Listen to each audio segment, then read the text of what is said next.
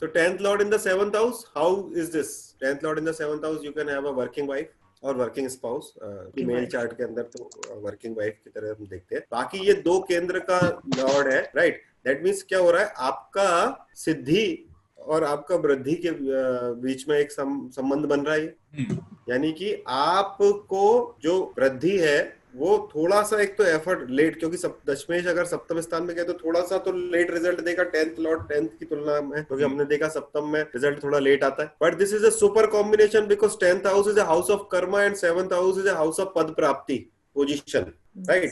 So that means your karma or your action can give you a very high position. Then your 10th lord in the 7th house looking at your lagna, सप्तम में बैठेगा तो लग्न को देखेगा आपके, right? That means it can give you a basic intelligence of whatever karma you are doing. That means it can make you very intelligent about your profession.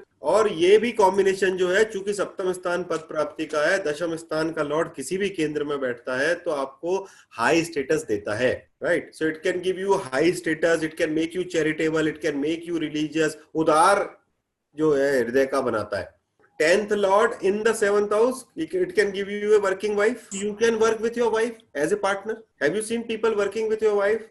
I mean with their wife. Chartered accounts अपनी पत्नी के साथ company बना लेते हैं, doctors दोनों साथ में काम करते हैं। There are a lot of people who work with the wife. So it would be a relationship between the 10th lord and the 7th lord. तभी वो पत्नी को पार्टनर बनाएगा, भले कुछ भी काम हो, भले कुछ भी काम हो, वो नहीं अपन देख रहे हैं। सबका पत्नी तो उनके काम में सहयोग नहीं करती ना, कुछ लोग होते हैं जिनके साथ काम करते हैं, राइट। चार्टर्ड अकाउंटेंट्स और काफी लोग, मतलब कुछ लोग होते हैं जो कंपनीज भी क्रिएट करते हैं, तो भी company.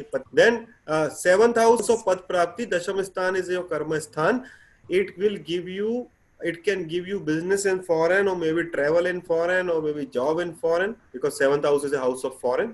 Now if you see here, if I consider 10th house is a house of Saturn gets exalted here. So not only exalted, even it is into Digbal. So Shani is a कारका for revenue, it is a कारका for Janata, Saturn is a कारका for politics also, right? तो इन professions में आपको लेके जा सकते। अगर यहाँ पर एफ्लिक्शन आ गया तो क्या होगा? सो बदनामी करा देगा, क्योंकि सप्तम स्थान पर फिर उसका जो जैसे एफ्लिक्शन आता है ना, उस हाउस का नेगेटिविटी बाहर आने लगता है। तो 7th house is house of physical relationship and you can have physical relationship at your work, basically this is what it is saying, right. तो आपका संबंध, आपका दशम स्थान का संबंध सप्तम में हो जाए और वहां पर वो बेनिफिकली इन्फ्लुएंस्ड हो जाए, तो एक तो आपको ये इलिसिट रिलेशनशिप या फिजिकल रिलेशनशिप दे सकता है, इमॉर्टलिटी दे सकता है, वहां पर जाकर आपको कई तरीके का नेगेटिविटी दे सकता है आपके कैरेक्टर को लेकर, character in terms of relationship को लेकर। देखो अगर ये बेनिफिक है तो जो डिजायर है, सप्तम 7th house is house of desire,